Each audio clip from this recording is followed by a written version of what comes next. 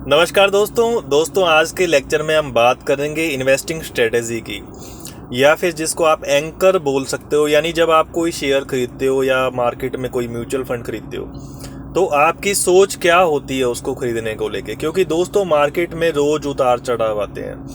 हर सोमवार को, मंगलवार को, बुधवार को मार्केट खुलती है, मार्केट में ट्रेडिंग होती है। जो भी शेयर आपने लिया हुआ है उसका प्राइस चेंज होता है। कोई म्यूचुअल फंड आपने लिया हुआ है उसकी दोस्तों एनएवी चेंज होती रहती है। तो दोस्तों ये जो मार्केट वोलेटिलिटी है, मार्केट में जो बदलाव होते हैं, आप उनको देखते रहते हैं और आपके अंदर काफ़ी सारे इमोशंस जागृत होते रहते हैं। कुछ ना कुछ आपको फील होता रहता है।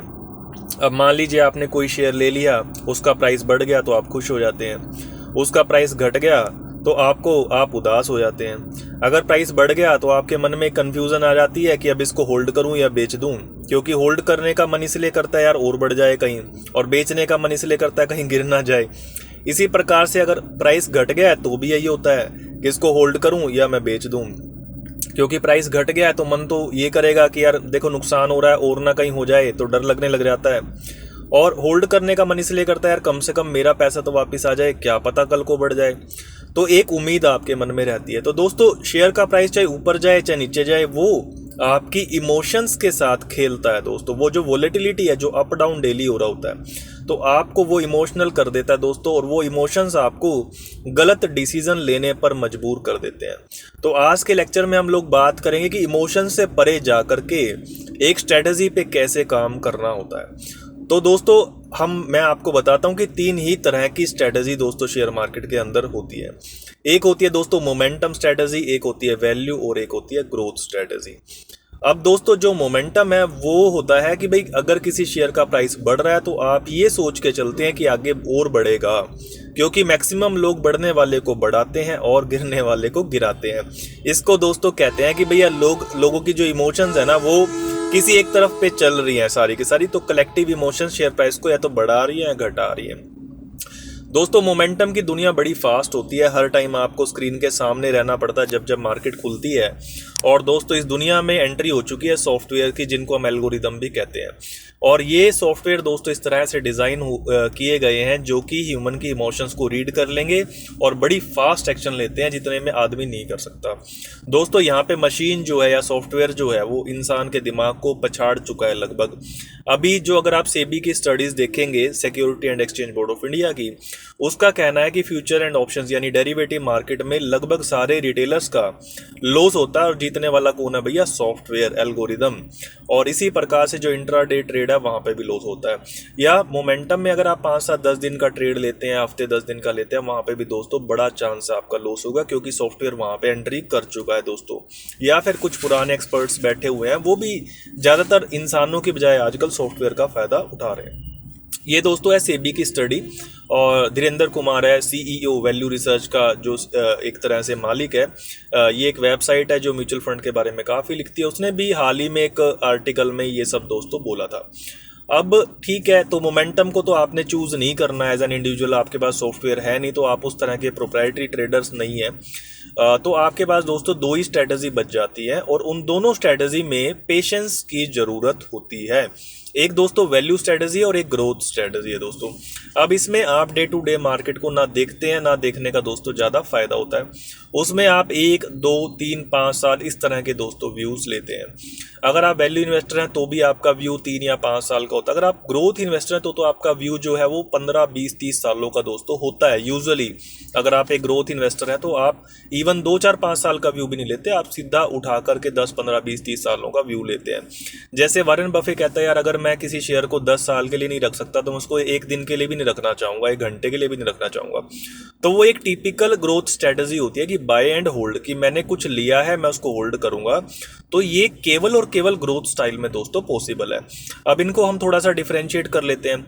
वैल्यू स्टाइल में दोस्तों जो फंड मैनेजर है या जो भी बंदा है या आप हो, वो ये देखता है कि वैल्यूएशंस कैसी हैं जो कंपनी है जिसका मैं शेयर लेने वाला हूँ। अब वैल्यूएशंस देखने के कई तरीके होते हैं दोस्तों। पूरी मार्केट की वैल्यूएशंस आपने देखनी है तो उसके लिए market cap to GDP ratio होता है, वो यूजुअली 1 होना चाहिए। इसको बफे इंडिकेटर भी कहते हैं।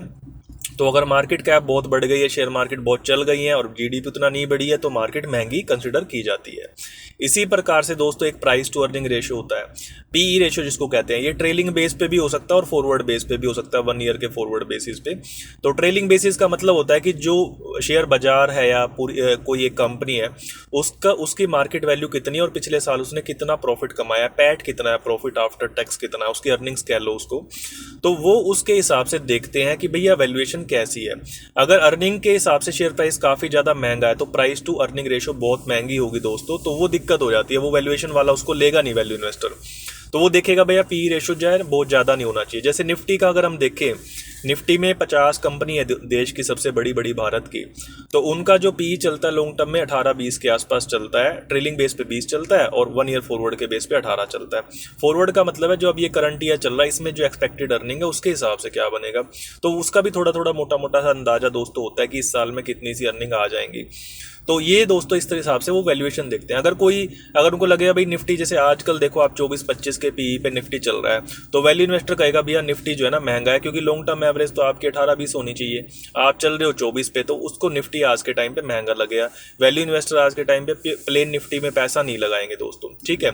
इसी प्रकार से जो हमारा ये रेशियो हो गया, प्राइस टू बुक वाला भी एक रेशियो होता है कि बुक वैल्यू कितनी है उसके हिसाब से शेयर प्राइस कितना है। तो ये 2-3 तरीके होते हैं वैल्यूएशन देखने के, तो ये वैल्यू इन्वेस्टर हैं दोस्तों।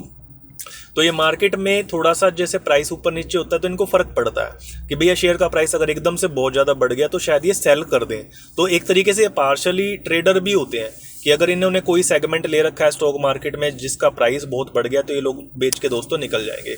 और उधर जो है वो ग्रोथ इन्वेस्टर होते हैं। दूसरी तरफ में ग्रोथ वालों को भी पेशेंस चाहिए, यहाँ पे भी मतलब कि, लेकिन इनको तो बहुत ही ज़्यादा पेशेंस चाहिए। ग्रोथ वाला यूजुअली सेल नहीं करता, वो क्या कहता है कि यार देखो 500 कंपनी है मान लीजिए निफ्टी 500 में, तो हम ऐसी कंपनी लेंगे जिसका की ग्रोथ रेट बहुत अच्छा है और जिसका कॉम्पिटिटिव एडवांटेज है, और हम सिर्फ फोकस करेंगे कि इसकी प्राइसिंग पावर कॉम्पिटिटिव एडवांटेज कैसे बनी रहेगी, जो ये प्रोडक्ट बेच रहा है उसकी डिमांड क्यों रहने वाली आने वाले टाइम में, क्यों ये कंपनी अगले 30-40 साल सर्वाइव करेगी, वहाँ पे दोस्तों ये लोग ध्यान देते हैं, मैनेजमेंट पे ध्यान देते हैं। तो अगर कंपनी और बिजनेस बहुत बढ़िया है तो दोस्तों ये फिर प्राइस की परवाह नहीं करते, इनको लगता है कि भैया फिर शेयर प्राइस हर हाल में सस्ता है। जैसे निक ट्रेन है, एक बंदा यूके के अंदर है, फंड मैनेजर है, उसका ग्रोथ स्टाइल है, इंडिया में सौरभ मुखर्जी है। ये लोग दोस्तों कहेंगे भी देखो हमने 500 कंपनी का एनालिसिस किया, जैसे सौरभ मुखर्जी की किताब है कॉफी कैन इन्वेस्टिंग करके किताब है, तो वो कहता है भाई ऐसी कंपनी बड़ी कम है जो कॉस्ट ऑफ कैपिटल को बीट कर रही है। तो उनका सिस्टम अपना होता है भैया ग्रोथ वालों का, ये लोग बेचते नहीं है, इनके ट्रांजैक्शन कॉस्ट बड़े कम होते हैं, एक तो इनका ये फायदा, दूसरा इनका कंपाउंडिंग वगैरह होती रहती है। और अगर इन्होंने जो कंपनी चूज करी है वो एक सही सिलेक्शन हो जाए तो दोस्तों फिर ये निफ्टी 500 को लॉन्ग टर्म में थोड़ा बहुत बीट भी कर देते हैं। तो वैल्यू या ग्रोथ स्टाइल में से आपने क्या चुनना है ये आपकी चॉइस है। हमने इस वीडियो में आज जाना कि मोमेंटम को छोड़ दें, वैल्यू और ग्रोथ में से किसी एक को चुन ले, दोनों के प्रोज एंड कॉन्स की हमने बात कर ली। अदरवाइज आप अगर मोमेंटम में डे टू डे मार्केट देखते रहेंगे दोस्तों तो आप ना पैसा कमा पाएंगे और ना ही लाइफ को ठीक से पीसफुली जी पाएंगे। धन्यवाद, शुक्रिया इस वीडियो को देखने के लिए।